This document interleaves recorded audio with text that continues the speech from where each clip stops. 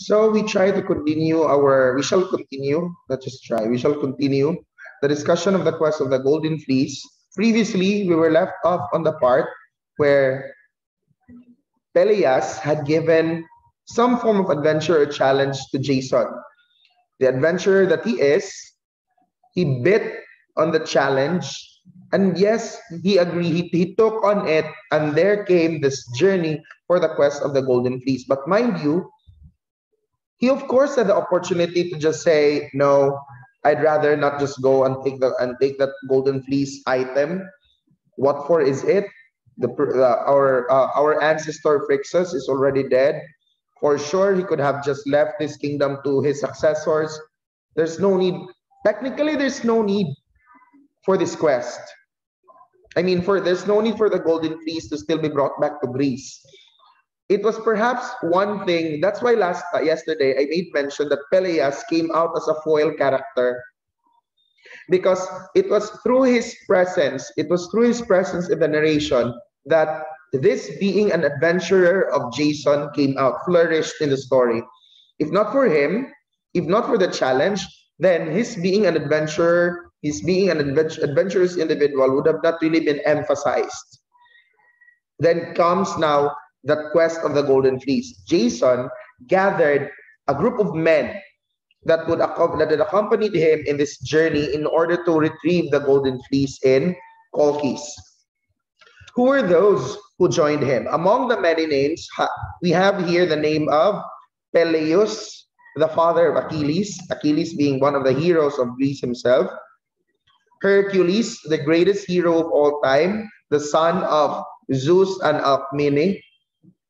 You also have Castor and his brother Pollux. You even have Orpheus, that master musician who eventually lost his life in the demise of his loved one Eurydice. In our narration of the quest, in our narration of the 8 tales of lovers, Orpheus's name was mentioned, and his contribution to the quest of the Golden Fleece was also emphasized there. That at one point, sirens provided this wailing sound that almost drove astray the Argonauts, and that through his music they were kept back on the right path in the quest of the Golden Fleece. Jason and his men rode on a ship which was called the Argo. They sailed on a ship named Argo, and that made the name Argonauts. That created the name Argonauts as in reference to the persons who had sailed on that ship, in that ship. Hera was the goddess Jason had worshipped. So we are more or less assured here that along this journey, Hera was with Jason all throughout. They have left Greece in their journey. The first island that they have landed on was the island of Lemnos. It's a strange island because it's an island occupied by women. It's an island occupied by women only.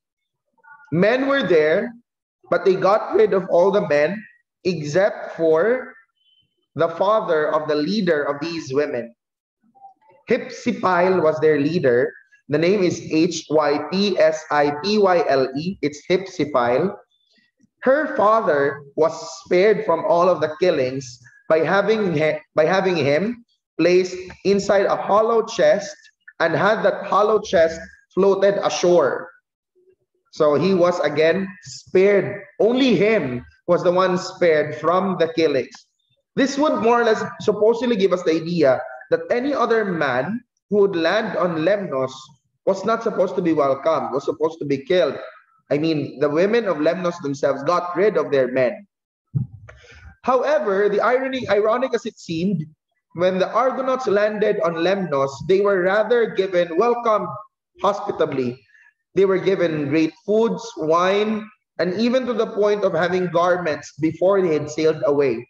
Safe to say, they were treated well. The women of Lemnos were good to the Argonauts. Then right after that, the Argonauts had left Lemnos and they went to a particular place. No name was given in the book of Hamilton, And in that place, that's where they lost Hercules, the greatest hero of all time, who accompanied Jason. How did the Argonauts lost Hercules? In that island, Hercules was with Hylas, his armor bearer. As they landed on that island, his armor bearer went around bringing a pitcher, a container for water, and he found a spring. Hylas found a spring. In Hylas's attempt to fill that pitcher with water from that spring, a water nymph saw him, caught his attention. A water nymph's attention was caught. The water nymph's attention was caught by the rosy cheeks of Hylas and even wanted to kiss him. So what did that water nymph do? The water nymph wrapped her arms around the neck of Hylas and eventually ended up dragging Hylas down into the depths of the spring, which led to the death of Hylas. Or no, we can't safely say that Hylas died. Perhaps the water nymph had done something which maybe still gave life to Hylas as he was being dragged down into the depths of the spring. While this was going on, Hercules went around looking for his armor bearer, Hylas. He kept on looking around to the point that he forgot that there was a boat that was supposed to leave that island. So the Argonauts eventually left the place while Hercules remained on that island, still continually looking for Hylas. As to why Hercules was looking for Hylas, if there's any other reason behind it, I'm not sure. Because an armor, I don't know, but perhaps the way I see it, an armor bearer could supposedly be replaceable. You could hopefully find another person who could act as your armor bearer. There must have been something like that close friendship between Hylas and Hercules that really made him so dedicated, committed to looking for him before he got back onto the Argo. Unfortunately, the Argo was left and Hercules wasn't around. So Hercules was not anymore part of the complete gang of the quest of the Golden Fleece after losing him in that island. Right after that place, they reached another location. The Argonauts, minus Hercules now and Hylas, the Argonauts had reached another location where they saw a man who was given the ability of foresight by Apollo. It just so happens that this man has been punished by Zeus. Zeus did not like the idea, had never liked the idea of people foretelling things, trying to present things before they had happened. Especially when it comes to his activities here in the human world, all the more when it comes to him having affiliations with women, because that would displease Hera. So he punished this person, the name is Phineus, Phineus, by having harpies plague this man. How does that work? Phineus lives in an island and he has food to take for himself. However, these harpies, referred to as the hounds of Zeus, would actually defile all of these food that he was about to take in. The harpies themselves are loathsome in stench. You can just imagine how unappetizing it is for these creatures to be around, much more that the food that he has on his table are getting defiled by them. So when this was witnessed by the Argonauts, 2 members of the Argonauts promised to get rid of the harpies to help Phineus. As these Argonauts are noble men, noble heroes themselves, it was nothing but normal for them to eventually reach out and help those who are in need, even if they are on a journey or on a quest. Who were these who expressed their willingness to help the man named Phineus? We have here the sons of the great north wind Boreas. Who are these sons of Boreas? We have Calais and Zetes. I think the names are not in the book, so I'll try to type them in the chat box. It's Calais and Zetes. So those are the two names of the sons of Boreas, the two sons of Boreas, Boreas being the great north wind himself, who expressed their willingness to help Phineas. So they tried to plot their attempt to get rid of the Harpies. They waited for that time that the Harpies would swoop down from the skies. When the Harpies went down, they readied themselves, took out their swords, and were about to cut these Harpies down to pieces. Not until the messenger goddess came down and had promised on the river Styx that these Harpies are not to plague Phineas again. Iris right away had told Calais and Zetes that these Harpies won't anymore harm Phineas in exchange of them not harming or killing or getting rid of those Harpies. So the Harpies were saved, and the promise on the river Styx was also made by Iris. What's so significant about it, whosoever makes a promise on the river Styx is bound to that promise, cannot take away himself or herself from the promise that has been made. So Phineas now is saved. In exchange for having himself saved from the Harpies as extended as in a form of help from Calais and Zetes, Phineas helped the Argonauts. What form of help did he give? There was this, he made use of his ability of prophecy.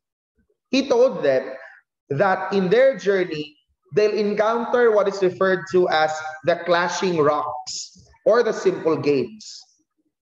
That kind of path, that kind of place is almost too impossible to conquer. So what they were supposed to do as they are planning to cross the simple gates or the clashing rocks is to set off a dove. A dove was to be released, hoping for that dove to cross the clashing rocks or the simple gates. If that dove manages to pass through safely and alive the simple gates or the clashing rocks, the same thing shall happen to the Argo with the Argonauts in that ship. However, if it ends up that that dove does not make it through the clashing rocks or the simple gates, then the Argonauts are just supposed to say goodbye to their quest and turn their back from it and go back to Greece. Because if the dove doesn't make it, they too will not make it through the clashing rocks. So that was a form of prophecy that Phineas had given to the Argonauts. And so true enough, as the Argonauts proceeded, they left the place of Phineas. As they proceeded, they were indeed met by the simple gates or the clashing rocks. A body of water where two boulders, very big boulders, several boulders from each side would come clashing at each other, like literally clashing rocks, bumping into each other, clashing into each other. So true enough, it seemed as though no man could supposedly conquer it. And what did the Argonauts do? As foretold, as advised, they had released a dove. When they released the dove, they were, I think everybody would just feel it would just seem normal for everybody to feel so nervous about it. They were feeling so nervous for the dove. They were worried, of course, that if that dove does not make it through the clashing rocks, they'll just have to say goodbye, because it's the same fate that they are going to experience. So as they were watching the dove pass through the clashing rocks, the suspense was really strong. The suspense was indeed there. Fortunately, the dove made it through. The dove had passed through the clashing rocks. But there was a tip on the tail feather of that dove that was touched or hit by one of those rocks. Still, the dove was alive. When the Argonauts saw this, that told them that they can actually make it through. And so they did. They went inside the clashing rocks, and as they were about to pass through the clashing rocks, the tip of their ship, somewhere at the edge of their ship, at the back of their ship, the rocks had hit the ship. Only the tip portion at the back was hit by the rocks, same as the dove. So the dove was indeed the determinant of what's going to happen to their ship, as foretold or prophesied by Phineas himself. So now, the clashing rocks had been conquered. Right after the clashing rocks, the Argonauts landed on the island of women known to be fierce and warrior-like. They landed on the island of the Amazons. Amazons who turned out to be daughters of Harmony, the sweet nymph Harmony, and the god of war, Ares.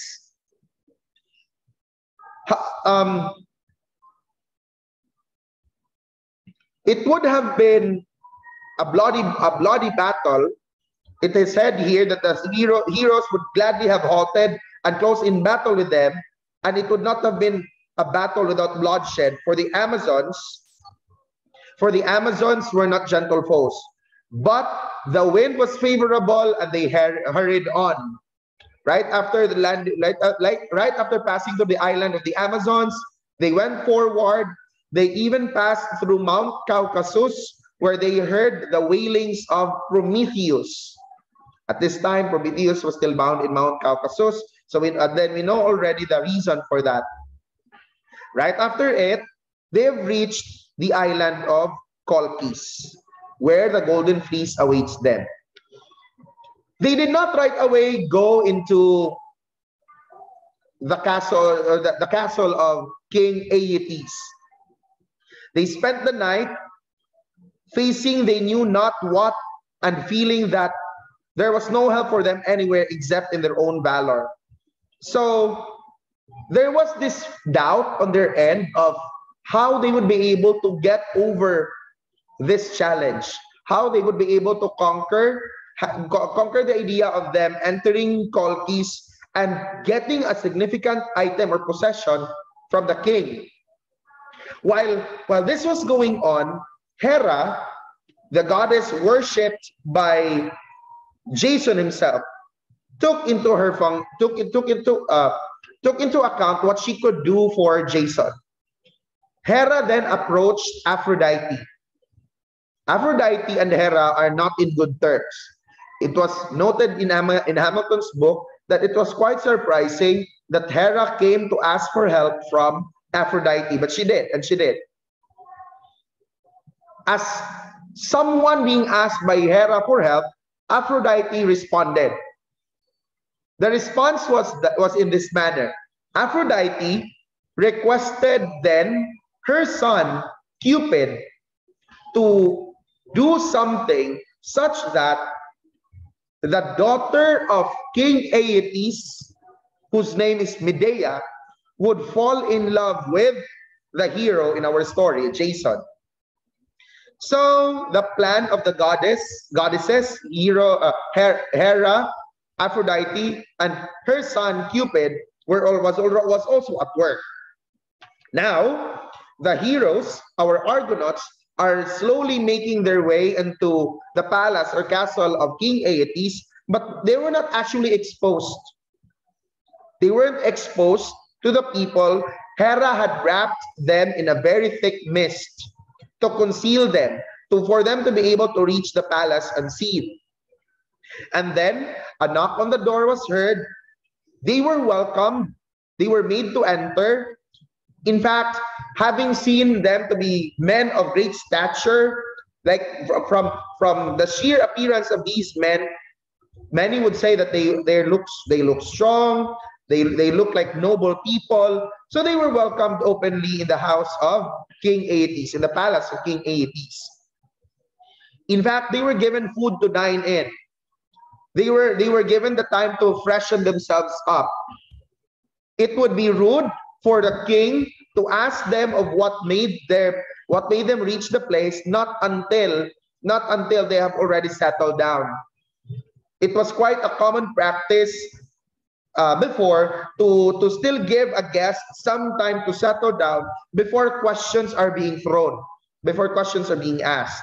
So right after dining, right after settling, right after freshening themselves, came the question of King Aeetes. What brought you to Colchis? Why are you here, great men? Then Jason introduced themselves as they are Greeks. They have come basically for the Golden Fleece. Jason even said that if you give us the Golden Fleece, we will be men at your service. We will serve you. Sorry. We will we will fight your battles for you. We will be of great service to your kingdom. However, King Aeetes did not like the sound of it. He did not like the mere sight of having foreign visitors when he knew that they were from Greece. The sight of having foreign visitors is already disliked by King Aeetes himself, just like Greeks. Greeks also dislike that thought. Much so, when it came to the idea of having such a significant item taken away from him. However, it would be so rude of him to say outright that he would not say that he wouldn't be saying yes to this request of Jason. What he gave instead was now what we refer to as the trials of courage. He calls them the trials of courage, but it seemed as though those are indeed impossible trials for one man to be able to conquer, so as for the Golden Fleece not to be given to Jason. What are these different trials of courage? The first part of the trial is to yoke 2 bulls.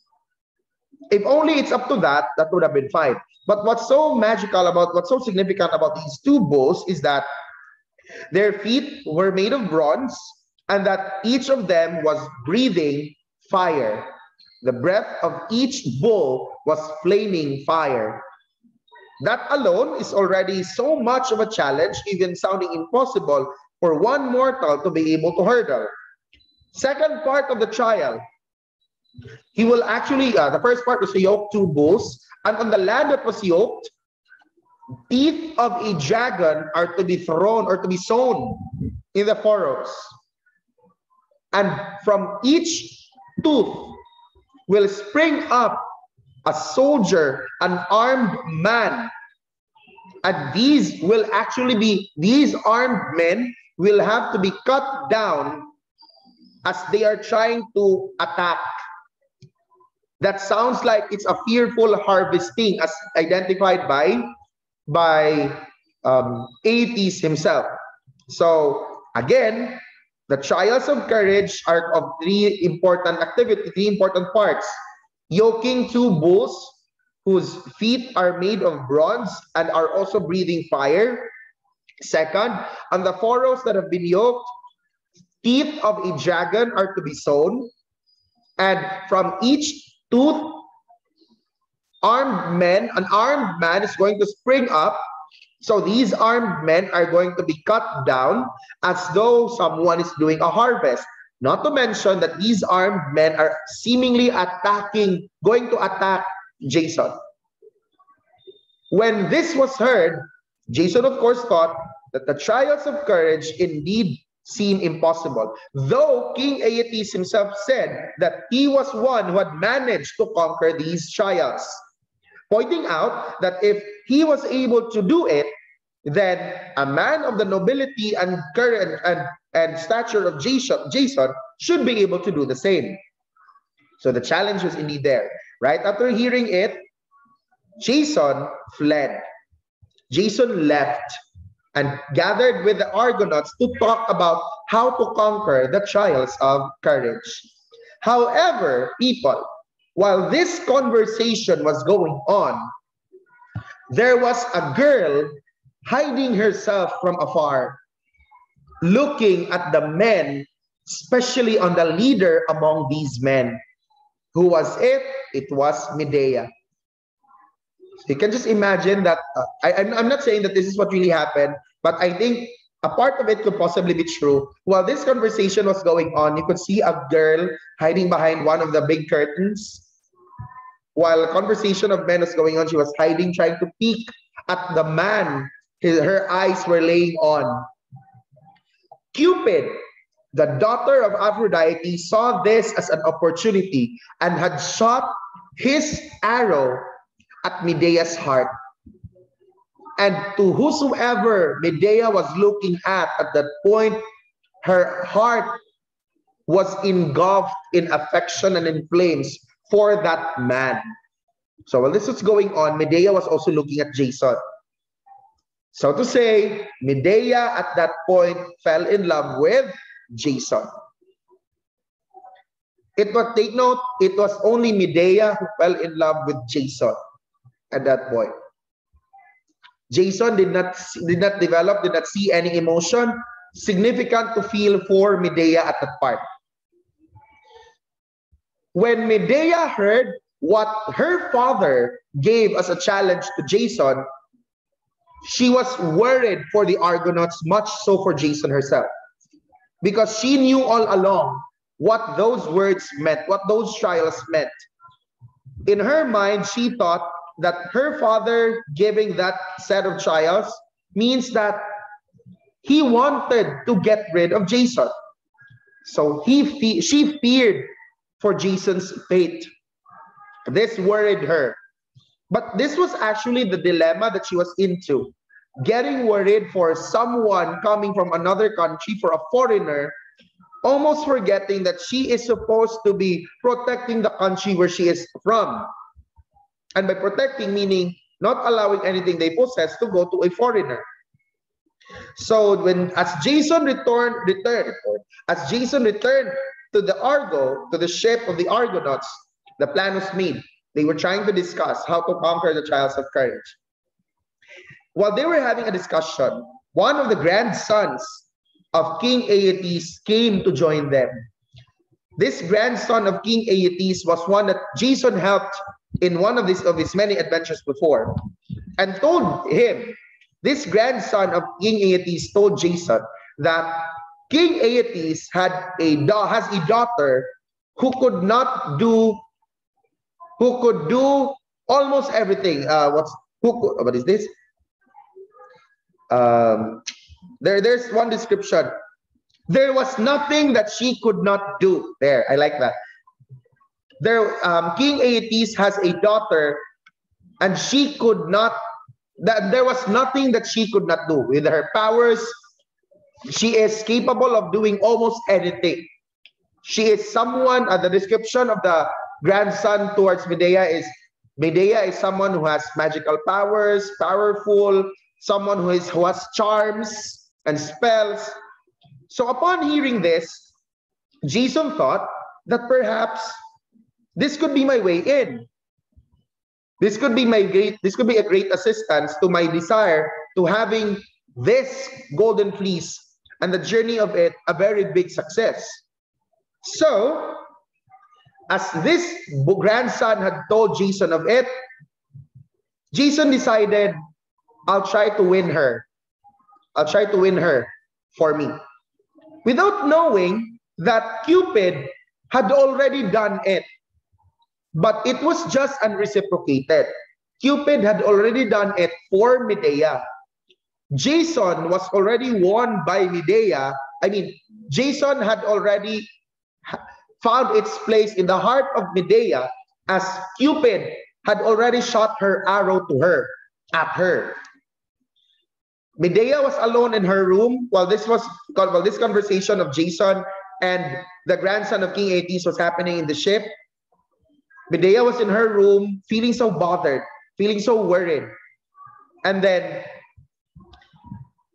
she realized that she had this magic ointment that could protect anybody from any form of harm or danger, like physical form of harm or danger. It would technically make someone invincible. She decided to meet with Jason. The grandson of King Aeetes told Jason that they're going to meet. And as they decided to meet along, somewhere in the woods, Hera shed radiant grace unto Jason himself. So all the more, when Medea saw Jason, her heart started to beat so fast because someone was appeared so radiant in front of her. Not to mention that it was the man he had loved or he has learned to love.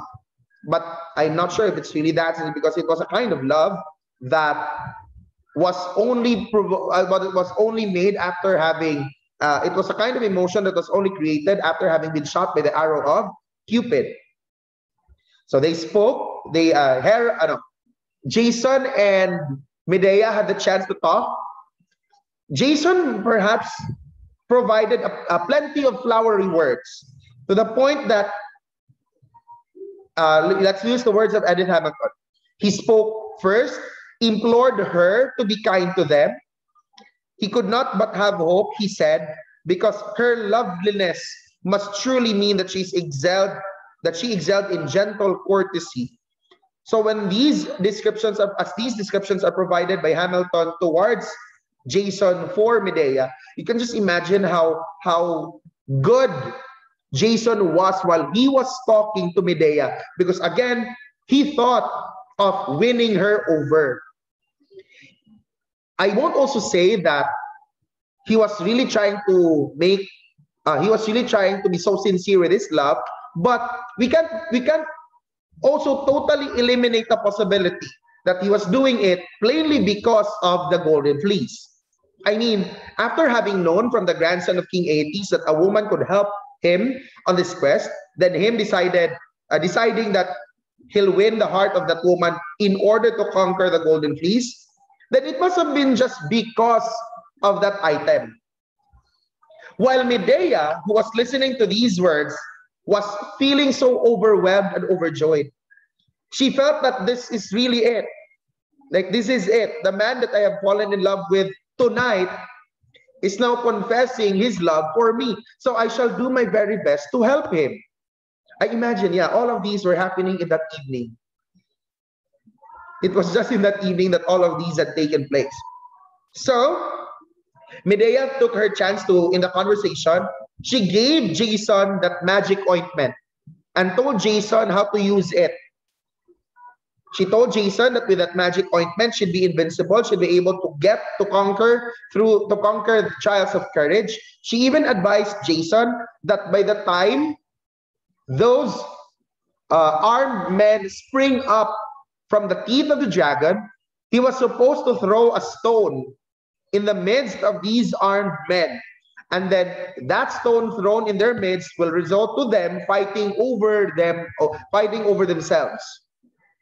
So Jason listened to the words of Medea, and then the following day happened.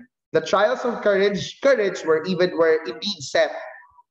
Jason took up the challenge, and before doing so, he had covered himself already with the magic ointment provided by Medea.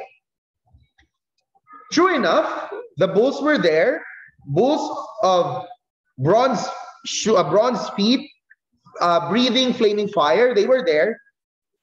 However, no physical harm, no physical pain was felt by Jason while he was yoking these bulls, since he was protected by the ointment provided by Medea. The teeth of the dragon were sewn onto the furrows, and then indeed armed men sprang up from those teeth. As they were coming to advance and attack Jason then hurled a huge stone in front of them, in the midst of these armed men, and it led to what Medea said. These armed men did attack each other, ended up attacking each other. So to say, the trials of courage were indeed conquered. The trials of courage was a success. But the king did not like this. The king did not like the idea that his trials of courage were conquered. King Aeetes thought that those are impossible for Jason to conquer. But he just did. But King Aeetes did not have any idea that it was through the help of his own child, his own daughter. What did the king do? The king went back to the palace, planning treachery against those heroes. But Hera was working for them. Hera now bewildered Medea. She made Medea all bewildered with love and misery for Jason. She then, on that evening, decided to leave the house. She made Medea as she was as she was responsible for making Medea feel so overwhelmed with love for Jason. She made her decide to help that night Jason in stealing the Golden Fleece. The Golden Fleece was supposedly placed on a tree, hung on a tree, and that place was guarded by a serpent, a giant serpent. Medea used her magic to lull that serpent to sleep. So nothing now hinders Jason from stealing the Golden Fleece. And take note, it was Medea who had initiated the act of stealing the Golden Fleece for Jason. This, though, is one that Medea had felt so bothered with, because if her father knows of what she had done, she'll definitely be put to death, in charge as being charged of treachery. So what did she do? She expressed this worry to Jason, and Jason took her in. Jason had decided to bring her together with the Argonauts to Greece. So she joined them. Now, the Golden Fleece is in the hands of Jason. So they fled the palace and rode on the Argo. This time, the king had noticed something strange was going on in the palace. He checked on the Golden Fleece, like father's instinct. He felt like something strange is going on in the palace. So first instinct, he checked on the Golden Fleece. To his surprise, it wasn't there anymore. To his surprise, a serpent was just laying asleep, and the Golden Fleece isn't there. First thing that he thought of, no other group came to be interested for the Golden Fleece but the Argonauts. We have to capture them. They're still the last thing that I've heard of them is that they're on the shore. So as the King Aeetes ordered his men to go in pursuit of these Argonauts.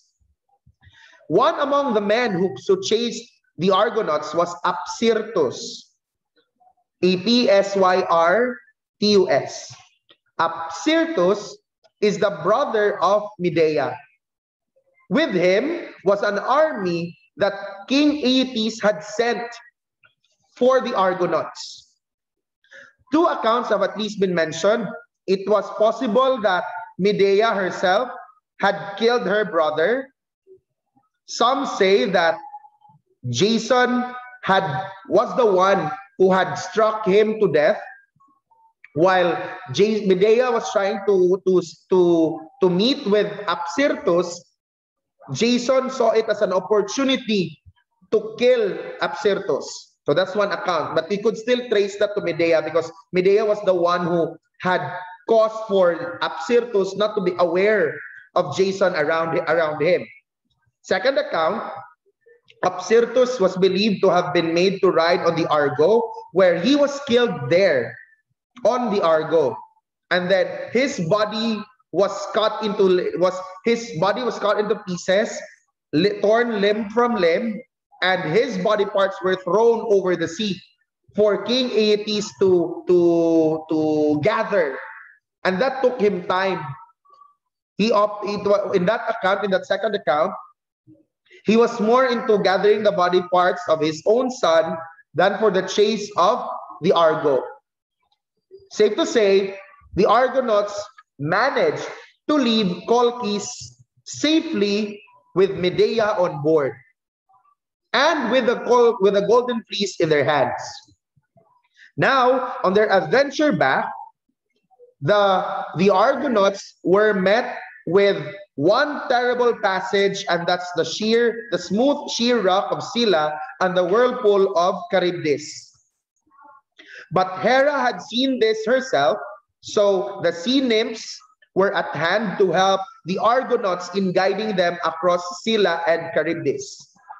Second, they came to Crete a place where the last among the bronze race was living. Talos lived there, who happened to be a man who is, how would we say it, belligerent, a furious individual, a furious man of the bronze race. Because of that, since he was terrible to behold, he even threatened to crush the ship of the Argo in rocks. Medea prayed to the underworld for them to send the hounds of Hades to destroy Talos, as she possessed powers that even could work in the underworld. Indeed, the hounds of Hades came out. His ankle was grazed, and he shedded blood from it, which eventually caused his death. Now, right after it, they have reached Greece. When Jason reached Greece, a sad news reached him. It is that his father, the supposed king, is already dead. He is dead because wait, is it already? Okay, it is a sad news had reached Jason that his father was already dead, and that it was by the doings of Peleus. Peleus had eventually forced Jason's father to kill himself. The mother of Jason also died because of so much grief in the death of her husband, the father of Jason. So the remaining person, the person that remains now to supposedly rule over Greece is Jason himself. But the one he had seen to sit on the one he had seen sitting on the throne was still Peleus. But Peleus is already of old age. Jason wanted to avenge the death of his parents. And he had no one else to go to and ask for help for this but Medea. By the way, where did the other members of the Argonauts go when they reached Greece? They had their own ways. They went their own ways. They separated already. So the other heroes went to their own journey. The other heroes went home. So the story now centers once again to Jason and Medea. We are left with Jason and Medea. So once again, we go to that part where Jason had requested for Medea's help because he wanted to avenge his parents' death.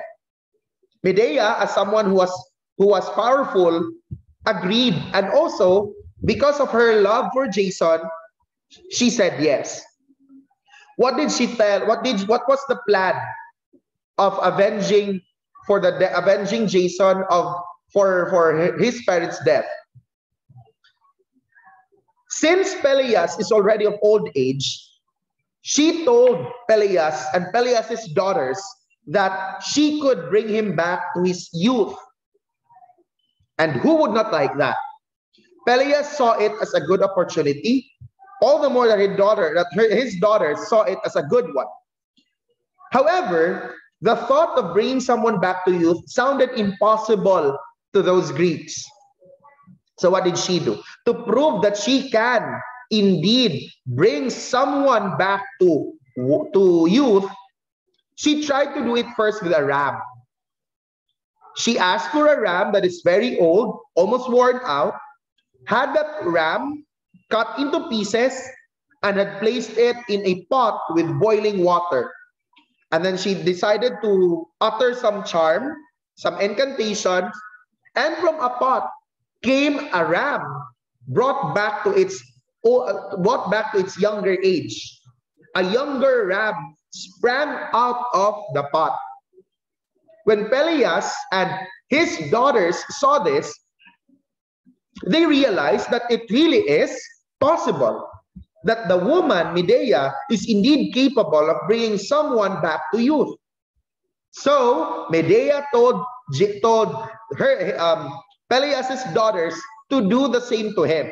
First, Medea gave Peleus a potion that would make him sleep. a potent one, a potent draft. And then the daughters of Peleus chopped him into pieces. Because that's the same thing that was done to the ram. So the daughters of Peleus did chop him to pieces, and his body parts were placed inside a pot of boiling water, just like the ram. With all of these done, surprisingly, Medea disappeared. She is nowhere to be found. And now, Peleus is dead.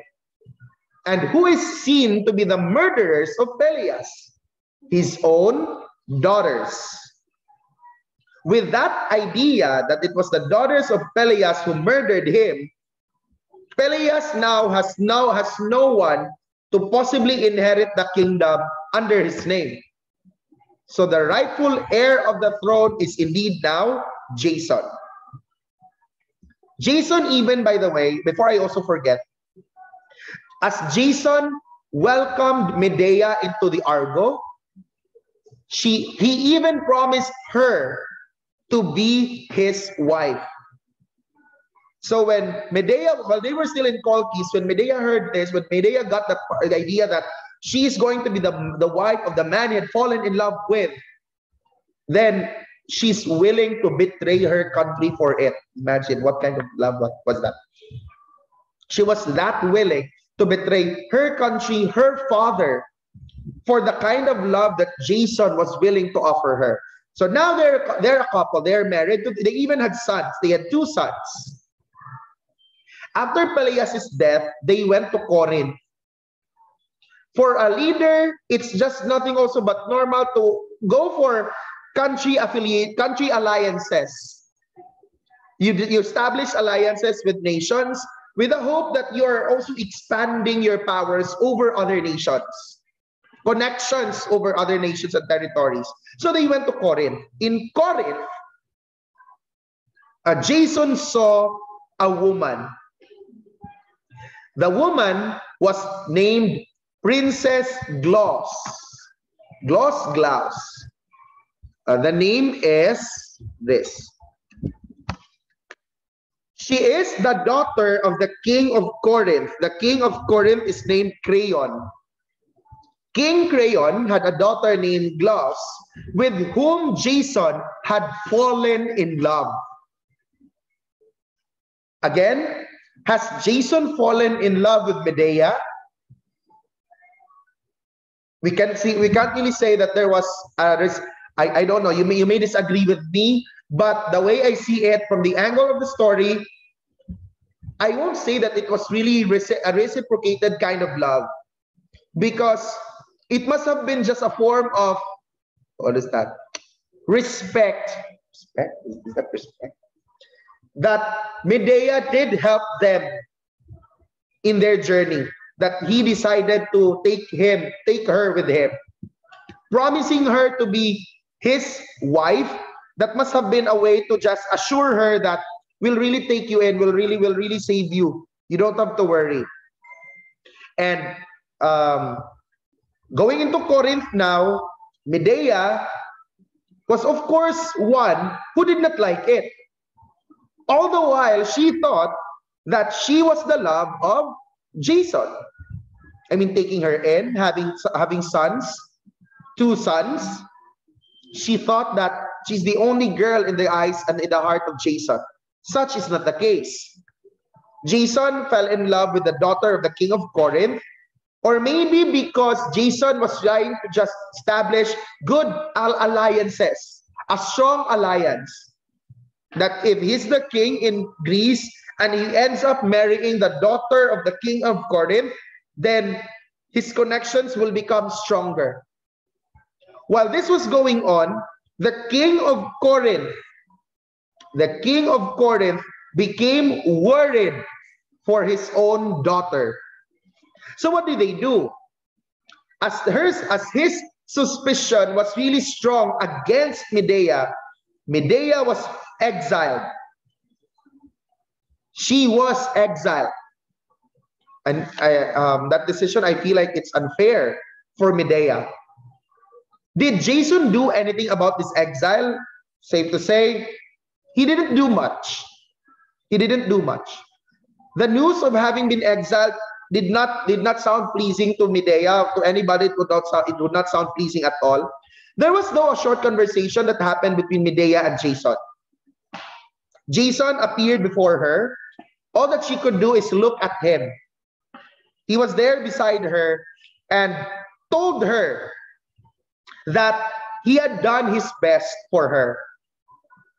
He had done his best to the point that at least she should be thankful that she was just to be exiled, that Medea was just to be exiled. Medea, in the conversation, more or less, Jason had told Medea, you should in fact be thankful to me because I negotiated that it's only an exile that they give unto you, not that you be killed. You can in fact keep your you can in fact what is this? You can in fact keep your wealth. Our sons will be safe. So you should at least thank me. But these words did not do anything for Medea. While Jason thought that it would at least make Medea feel better, she did not actually feel better at all. She even said, you come to me after everything that I've done for you, after betraying my father for you, after betraying my country for you, this is what you'll do for me. You expect me to be thankful? I avenged your parents' death for you. I did all of these things. It revolved around that. I did all of these things for you. Yet, you decided to marry another woman, and then you tell me now that I should at least be happy that all that I'm going to experience is an exile? Jason then retaliated. Jason then gave a response. I'd like to remind you, Medea, that I know I'm just paraphrasing. I'd like to remind you, Medea, that it was not you who saved me. It was rather Hera, through Aphrodite, who had managed to make me conquer the Golden Fleece.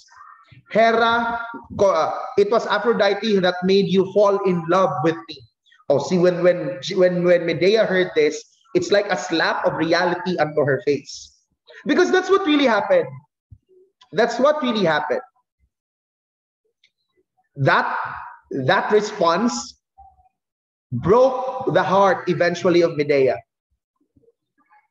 She, not to mention that Jason pointed out that Medea's exile was only her fault, was her own fault. Had she not been so suspicious, then the king of Corinth would have not wanted for her to be exiled. So all the more, Medea did not like the idea of it. Medea then told Jason, you just told me earlier that I could keep my wealth. No, I would not take anything from you. I would not take any help from you, Jason. You keep them. And then Medea left angrily.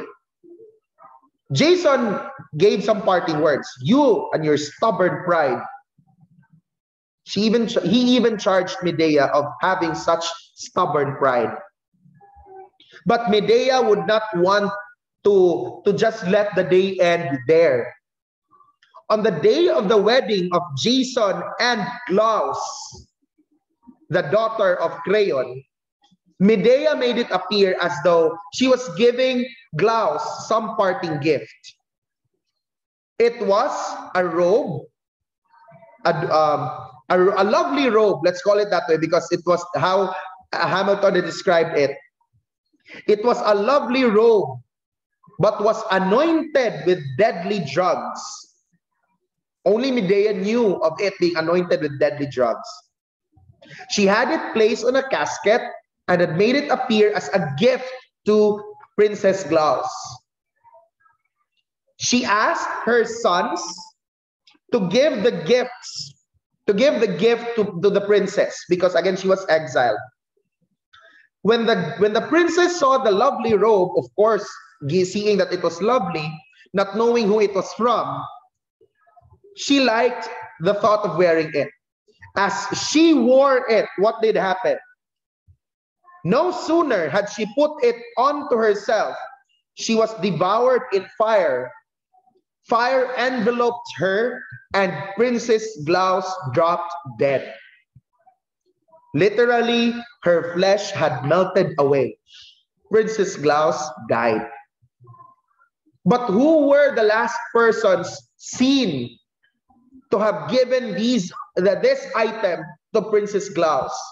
The two sons of Medea. That was one thing that she also realized later on. I could not let my two sons be captured by them. I could not allow for them to be turned unto slaves. I'm the one who gave them life, and so I'm the one who has the only means and right to take that life away from them. So what did she do? She ended up killing her own two sons.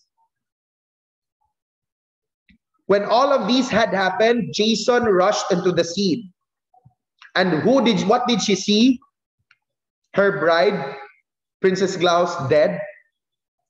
His bride, Princess Glaus, dead. His two sons, also dead. And Medea was seen on the roof of the house, stepping onto a chariot drawn by dragons. Oh, look at how powerful Medea is. Simple. She doesn't ride on a chariot drawn by horses. She rides on a chariot drawn by dragons. Can afford.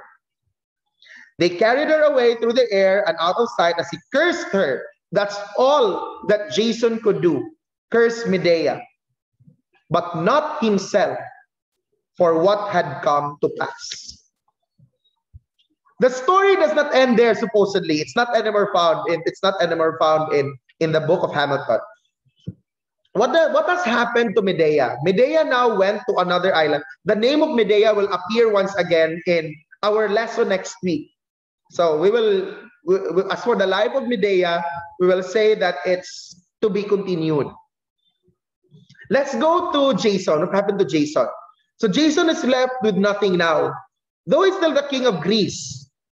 But mind you, Hera has lost her favor for Jason. Why? Who was again Hera? The protector of married women. But what Jason did to Medea, not to Glaus, what Jason did to Medea displeased Hera. So Hera had lost her favor towards Jason. And so what is Jason now? Yes, Jason had come out to be still the king. But he's a king of, yes, he's a king, he's wealthy, but he's a king of no divine guidance at all. He almost lost himself because of this. Until it happened one night that he found himself wandering across the shores. And then he ended his wandering at the bottom of the Argo. The Argo was still there. The Argo still exists. He slept at the, imagine this to be the ship. Imagine this to be the ship. This were the ship. And then he was sleeping somewhere here at the bottom part of the ship. And then a part of the stern fell unto him. And Jason died. Last year, when I shared the same story to the last year grade 10 students, they were like, he deserved it. I think that's a deserving death for death. That's what the students had said. I think it's a deserving death for Jason. And that concludes the quest of the Golden Fleece. Questions? regarding that quest?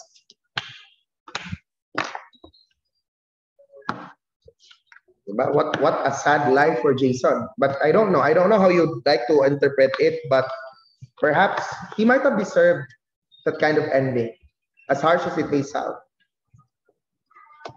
Or maybe you'll say, sir, Jason has nothing to do with it, sir. Jason was just being a man.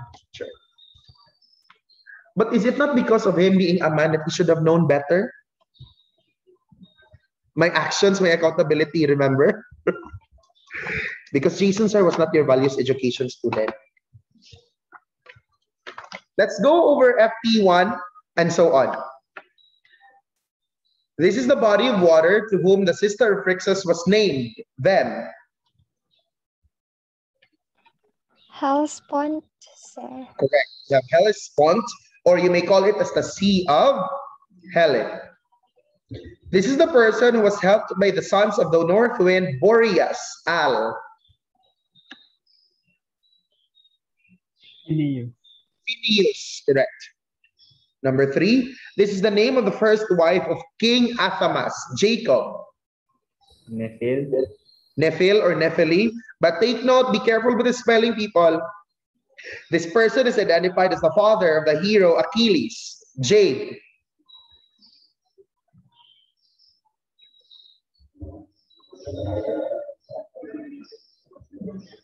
Jade. Jamie. Peleus. Peleus, correct. This is the person sought by Hercules in one of the places where the crew of Jason had made a stop. I'd like to ask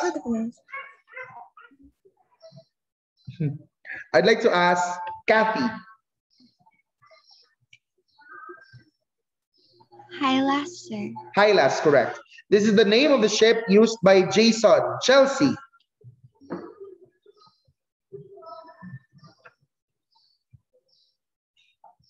No response, Keenan.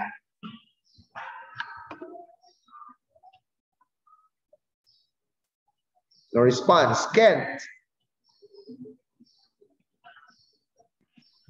Argo. Argo, correct.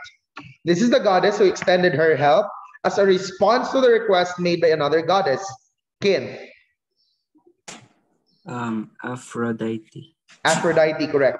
This is the person who was willing to give almost everything to the extent of betraying her own kingdom because of her love towards the hero of the story found above. You have here the story of, or the person of, Medea. An item sought by the favored hero of Hera, Golden Fleece. This was the first island visited by the Argonauts, the island of Lemnos. Simple essay questions.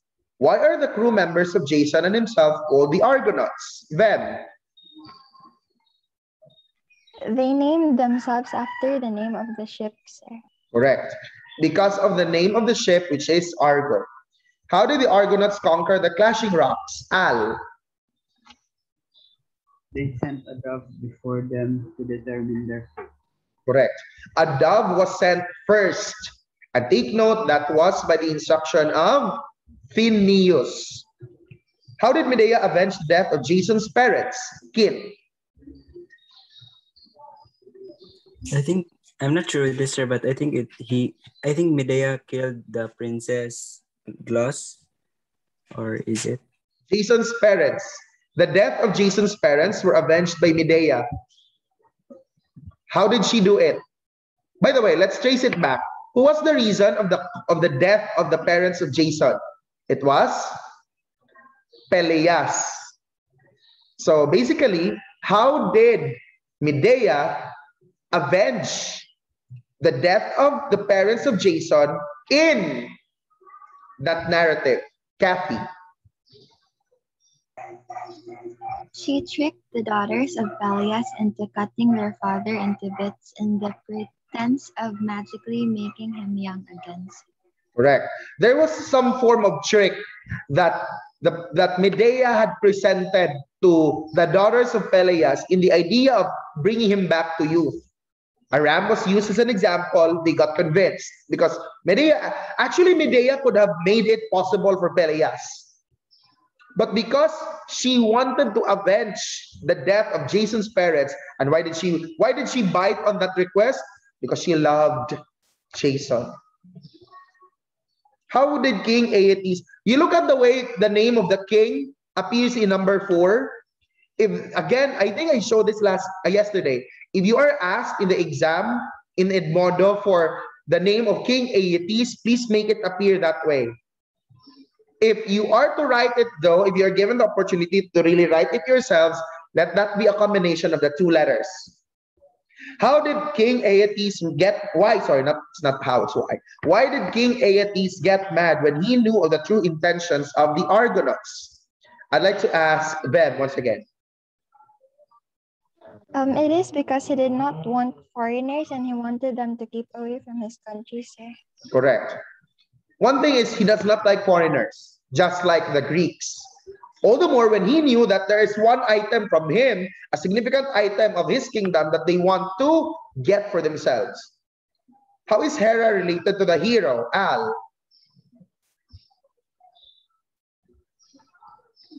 She was the goddess worshipped by the hero, Jason. Correct. That plain and simple. Hera is the one worshipped, the goddess worshipped by our hero, Jason. But perhaps to so many stories, if compared to this one, this is one of those few where the hero meets a demise, which is not expected to be encountered by a hero. Supposedly, heroes don't meet this kind of ending. I mean, if they die, you try to recall other heroic stories. If they die, then it must have been a part of their heroic and undertaking or endeavor. It must have been when they're in a battle or they're in a war. If not, they have lived a long life and they died of old age. Well, at least there was a record of their heroic deeds. But this version of Jason, that kind of death is really unfortunate. Not to mention that we could safely say that Hera had indeed deserted him. Well, we could not blame Hera as someone who is an embodiment of protector of married women. You cannot blame her for deserting Jason after what Jason had done to Medea. What makes direct characterization different from indirect characterization, Kin? Direct characterization is the way the author directly describes it from what is written in the story. Then indirect characterization is the perception of the readers with an explanation. Correct. I like that word. For indirect characterization, the perception of the readers. But we will not disregard what the character had said or had done in the narrative. We will actually make use of that to come up with our own perception of what we could say of a character. That's indirect characterization. And Kim also gave us the correct one for direct characterization. It relies on what the author provides for the character or characters. It depends perhaps on what the character had said, what characters had said, or what characters had done or shown, based on what the author had explicitly stated. How can characters be revealed in a story? You have there several ways. 10 ways, in fact, are given. You can reveal the character through psychological description or the physical description. It could be from what he or she thinks, from what he or she says, or how she says it, what he or she does, what others also say about him in the story, by the environment that he or she is in, reactions to others, and by his or her reaction to himself. What effect does it bring to a story which emphasizes roles for a protagonist and an antagonist? Kathy. It gives the reader a clearer visual for the protagonist and the antagonist. They can understand them better and deeper. Correct. In fact, allow me to add, Kath, also aside from allowing us to understand the roles of our protagonist and antagonist, it also provides some form of significance to the plot. It would really make more sense in the plot. When we have characters, we can also really put them in the context of the plot. When we know that there's a protagonist, we shall actually be looking forward in the plot in terms of what the antagonist will do. As it goes on in the narration, we shall also, the readers can also continually look forward to what the protagonist will do as a response to the challenge presented by the antagonist. It's as if we readers will now actually be keeping track. We will be more involved and engaged into the material, knowing that there is a protagonist and an antagonist interacting in the story.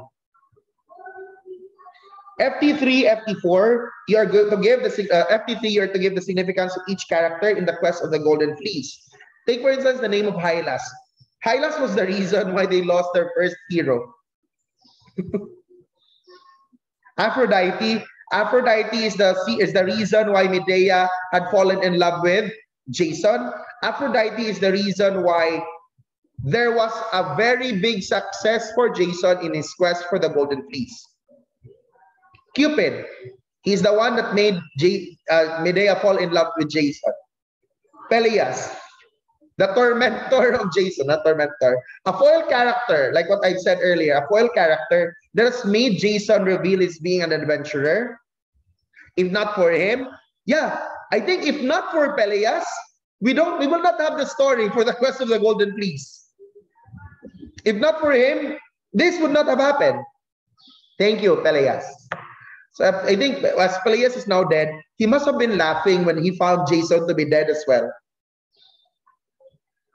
Jason is indeed our hero here in the story. He's the one who had embarked on this quest and had been accompanied by several other heroes.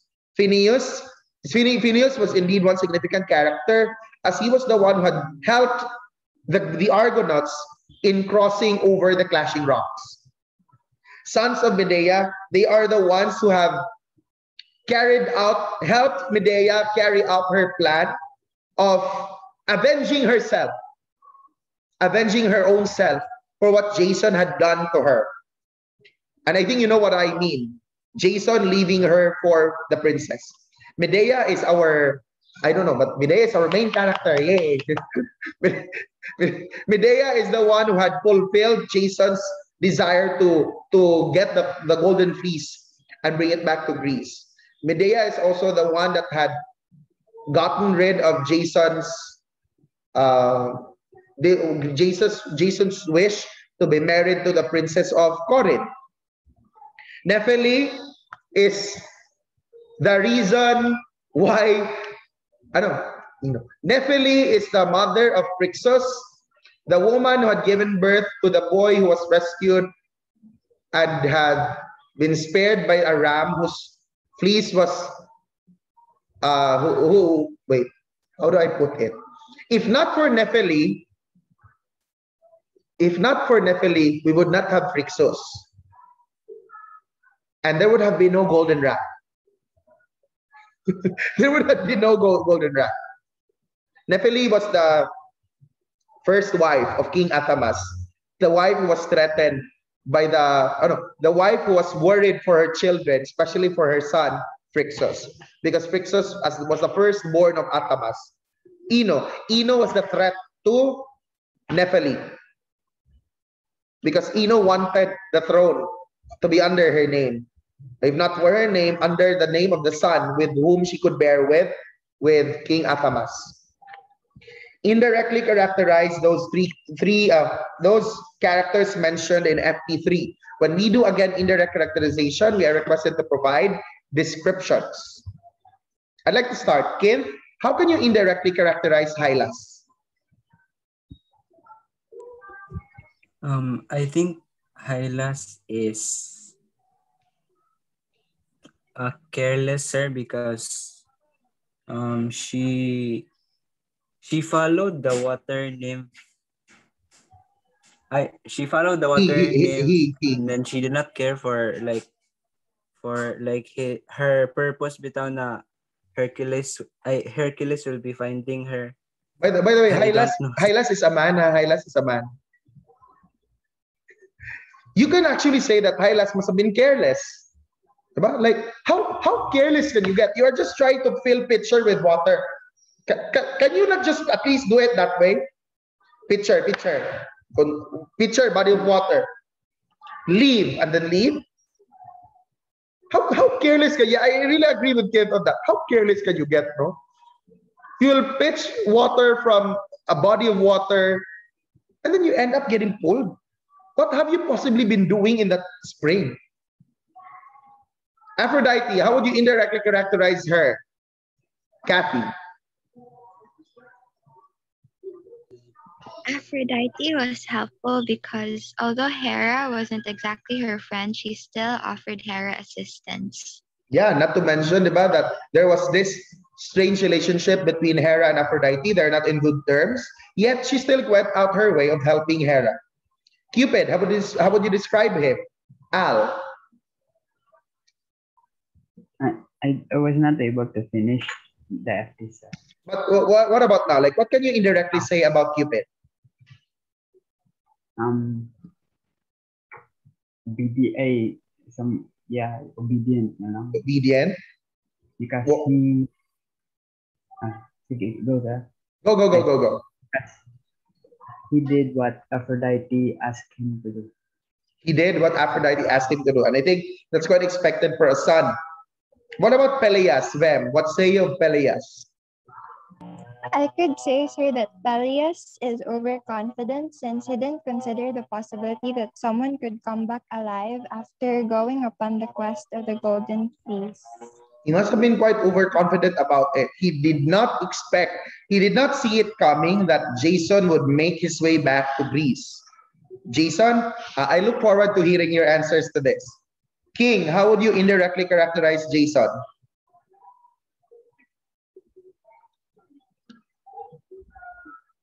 No response. Keenan. No response. Kent.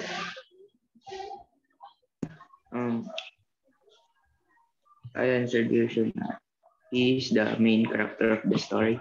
And then, why?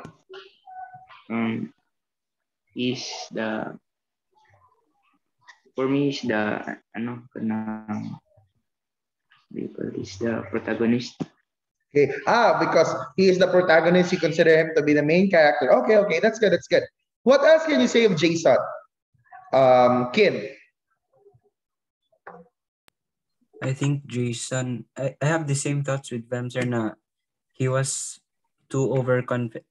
overconfident because he took on the challenge immediately without knowing the risks of the voyage or something.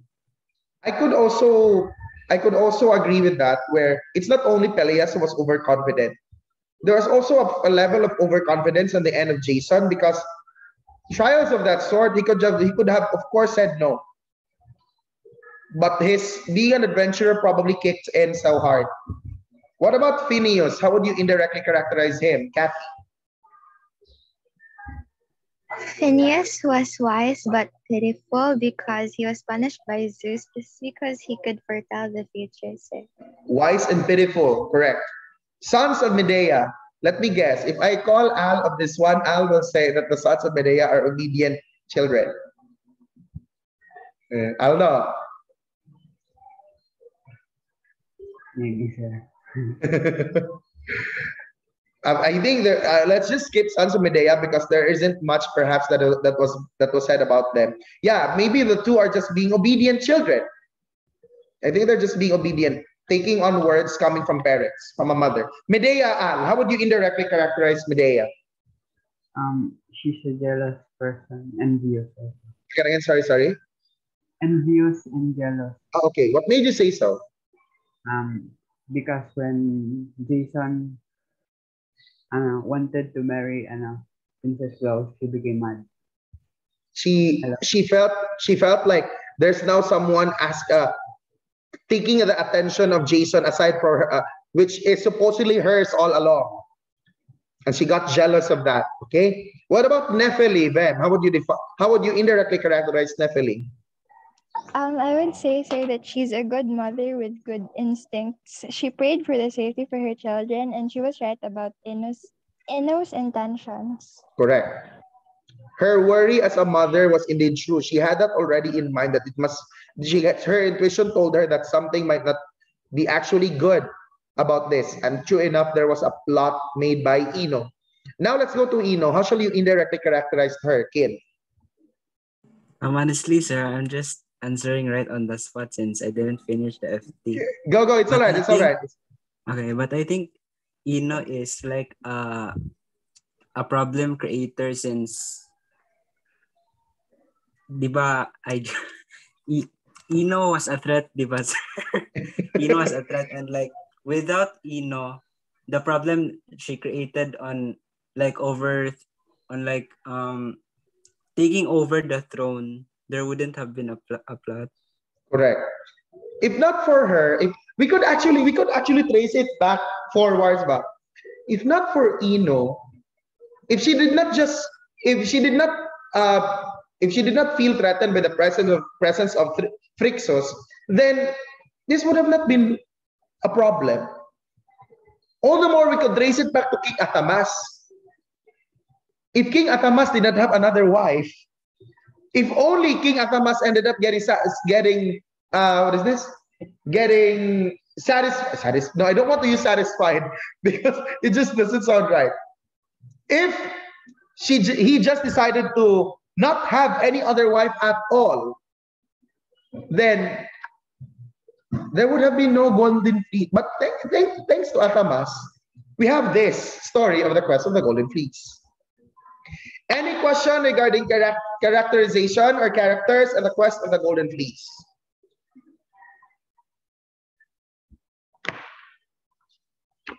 If there's none, I think that concludes our discussion. Thank you so much for your time. Grade 10, thank you so much. Thank you. And again, while you're at it, try to witness some parts of the Simply Show. You can look for videos online. The videos are available any time of the week. So feel free to visit. Look at the videos that I have uploaded already, but you can try to visit the older videos. That would also help. And also one thing, please do not skip on ads. Click, like, and subscribe. That will be all for this morning, grade 10. Goodbye and thank you. Goodbye and thank you, Sir Sam.